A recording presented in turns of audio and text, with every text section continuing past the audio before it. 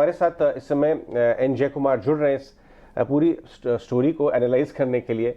जेक्स हम बोलते हैं उनको प्यार से। जेक्स, गुड मॉर्निंग, बहुत बहुत शुक्रिया सुबह सुबह हमसे बात करने के लिए। आपकी मॉर्निंग वॉक का टाइम है, लेकिन फिर भी ये जो जीएसटी गेमिंग के ऊपर जिस तरह से गवर्नमेंट ने काफ़ी ज़्यादा इनफैक्ट इस पर डेलिब्रेशन हुए, बातचीत हुई, बट फाइनली जो प्रस्ताव निकल के आए, जो सजेशन निकल के आए, इंडस्ट्री के लिए क्या इम्पैक्ट आएगा आपके हिसाब से? Good morning. इसमें ऐसा है कि मैं स्टॉक मार्केट के का एक उदाहरण देता हूं जी। अगर आप 100 रुपए के शेयर खरीदते हो और आपके winnings over a period of time, यानी कि आपके gains over a period of time 10 रुपए हैं, तो आप 10 रुपए पे टैक्स भरते हो। ये जो प्रस्ताव आया है, अगर उसी को हम कंपेयर करते हैं, इट इज लाइक सेइंग कि 100 रुपए का अगर आपने अपना गेम खेले आप, तो 100 रुपए पे 28 रुपए इमीडिएटली गवर्नमेंट को जीएसटी रेवेन्यूज मिलेंगे। नाउ इसमें यह है कि तो मोमेंट यू से कि 100 रुपए पे अगर 28 रुपए निकल जाए तो 72 रुपए ही रह जाएंगे द अदर पार्टी को विन करने के लिए। यानी कि अगर दो लोग खेलते हैं तो आप देखोगे कि टैक्सेस के बाद मैक्सिमम एक आदमी या एक पर्सन 10 रुपए गेन कर सकता है टैक्सेस और जीएसटी के बाद। तो ऐसा तो मतलब कहीं भी कोई भी इंडस्ट्री नहीं है दुनिया में जो 28% अपफ्रंट पैसा देने के बाद कमाई कर पाए।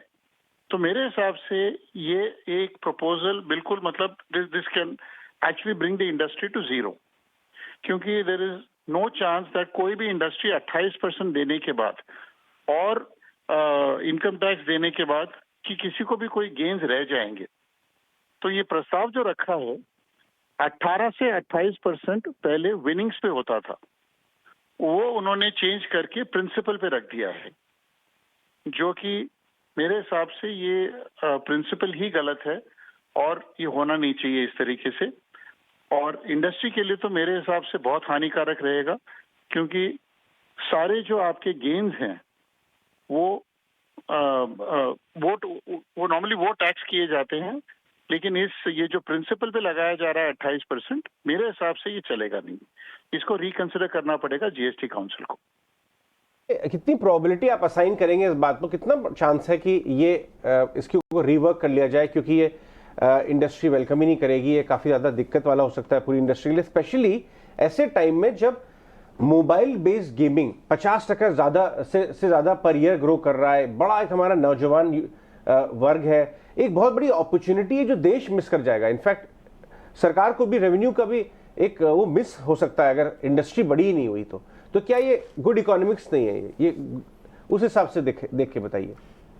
एक्चुअली मेरे हिसाब से ये नॉन स्टार्टर है ये क्योंकि 28% नहीं, मैं वापस ये बात को दोहराना चाहूंगा कि 28% देने के बाद कोई इंडस्ट्री कहीं पर भी जो कैपिटल किसी ने इन्वेस्ट किया हो, उस कैपिटल पे अगर 28% की टैक्स लागू हो जाए तो कोई इंडस्ट्री आगे चल ही नहीं सकता है। तो इसमें रीवर्क वाली बात है ही नहीं, इसमें कंसेप्चुअल एरर है कि जो चीज विनिंग्स पे होनी चाहिए वो आप प्रिंसिपल पे अप्लाई कर रहे हो, यानी कि जो इन्वेस्टमेंट है उस पे 28% आप अप्लाई कर रहे हो, जो मेरे हिसाब से कंसेप्चुअली गलत है। इसको रिवर्क करना पड़ेगा, बिकॉज इंडस्ट्री के revenues can go down to close to zero on this. बिल्कुल। मिस्टर जय कुमार, बहुत शुक्रिया आपका हमारे साथ जुड़ने के लिए और इस इम्पॉर्टेंट टॉपिक, इस इम्पॉर्टेंट मुद्दे पर सारे के सारे अपने टेक अवेज हमारे साथ शेयर करने के लिए। तो क्लियरली एक बड़ा झटका तो है ही और इससे पूरी की पूरी इंडस्ट्री जो है इसके सेंटिमेंट्स पर असर पड़ता हुआ दिखेगा। क्विकली अजय, इसके जो लिस्टेड प्लेयर्स हैं इस पर एक बार राय ले लीजिए, टेक्निकल आउटलुक का। बिल्कुल, इनफैक्ट फंडामेंटल आउटलुक बनेगा, क्योंकि इसमें दो एंगल है। एक तो ये कि डेल्टा कॉप की एक सब्सिडी है, ऑनलाइन सब्सिडी, जो बड़ा वैल्यू क्रिएशन और स्टेक सेल या आईपीओ की बात जहां चल रही थी, जिसकी वजह से डेल्टा कॉप वन साइडेड चला था। डेल्टा साहब 1 ईयर ग्राफ दिखाइए डेल्टा कॉप का, उस पर इम्पैक्ट आएगा। उसके बाद नजारा टेक तो डायरेक्ट कंपनी पूरी ऑनलाइन गेमिंग की काम ही वही है, हाँ। उस पर भी इम्पैक्ट आ सकता बहुत सीरियस है वाकई। और ये क्यूआईपी लाने वाले थे, अब तो सब एक बार के लिए। तो आप ये देखिए, सच में मतलब अगर 100 रुपए अगर मैं लेके जा रहा हूँ और 28 प्रिंसिपल पे पहले ही मांग लिया, पहली बार देख रहा हूँ मैं प्रिंसिपल पे टैक्स, टोटल जो वैल्यू है बहुत कम चांसेस है। 50% रिटर्न्स तो अब बात ही नहीं की जा सकती। तो बट इसमें एक और व्यू आ रहा है, मुझे पता नहीं कि ये सही है नहीं कि इतना ज्यादा कर रही से ना, अब फिर ऑप्शन मार्केट को बेनिफिट मिलेगा। अगर आप देखें जो थोड़ा गैम्बलिंग तो नहीं कहूँगा, ऑनलाइन स्किल, गैम्बलिंग, सिगरेट एक ही कैटेगरी में है ये। हाँ, सिगरेट तो के कहीं आप ना दाम कहीं बढ़ाते बाजार को जाइए, इससे- टैक्सेस बढ़ाते जाइए, कभी कंजम्पशन कम नहीं हुआ। पता नहीं है। लेट्स सी, इनसे पूछते हैं अपने पार्थिव से। पार्थिव, नजारा टेक, डेल्टा अगर इस खबर से गिरते हैं तो आपको लेना चाहिए, आप लेंगे क्या? एक चीज क्लियर है, आई थिंक थोड़ा कंट्रोवर्शियल व्यू शायद दूंगा मैं, लेकिन गवर्नमेंट का मैंडेट क्लियर है कि इंडिया का जो यूथ है उसको ज्यादा प्रोडक्टिव रास्ते पे डाले, ना कि गैम्बलिंग, ना तो नो डाउट हम एक डिबेट करेंगे कि skill based gaming versus luck based gaming, लेकिन आई थिंक गवर्नमेंट का मैंडेट यहाँ पे क्लियर है। और जहाँ पे भी हमने देखा है कि गवर्नमेंट का इंटरवेंशन रहता है not to encourage a particular industry, वहां पे आई थिंक ग्रोथ ट्रेजेक्टरी बहुत डिफिकल्ट हो जाती है।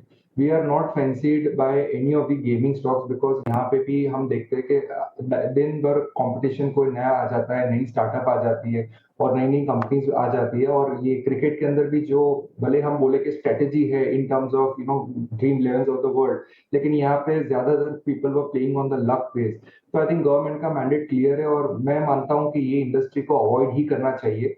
Government is not going to revert back. काफी लाइक आक्रोश देखा है हमने ये इंडस्ट्री के एसोसिएशन से, लेकिन जिस तरह का गवर्नमेंट का मैंडेट है नहीं लग रहा है कि यहाँ पे कोई रिवर्सल होगा। No doubt this will encourage the black marketing in terms of these particular verticals, लेकिन आई थिंक गवर्नमेंट को वहां पे भी काफी रोक टोक करनी चाहिए। लेकिन ओवरऑल ये इंडस्ट्री को मैं अवॉइड करने की सलाह दूंगा इन्वेस्टर्स के लिए। Do not try and bottom fish. No doubt काफी लोगों को लगता है 10-15% गिरता है तो रिबाउंड मिलेगा, लेकिन उसमें मैंने देखा है कि 20-30% घुस जाते हैं, तो totally avoid this sector at this stage. तो डेल्टा कॉर्प को और बाकी जो गेमिंग स्टॉक्स हैं फिलहाल उसको आप अवॉइड कीजिए। लेकिन हम चर्चा कर रहे थे प्रेस्टीज